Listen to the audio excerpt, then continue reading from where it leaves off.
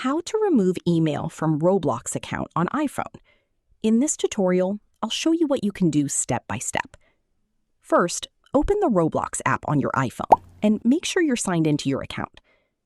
Tap More, or the three-line menu in the top right corner. Next, tap Settings. Now, tap Account Info. Look for the email address section. If your email is already linked to the account, tap on it to manage your email settings. Depending on your Roblox account and current settings, Roblox may not provide an option to completely remove the email address. In that case, you can replace it with another email address instead. Enter the new email address and follow the verification instructions sent to that email. Once the new email is verified, it will be linked to your Roblox account instead of the previous email. And that's it. You've successfully changed the email address associated with your Roblox account on iPhone. Thanks for watching. If this tutorial helped, don't forget to like the video, subscribe, and check out more helpful Roblox tutorials.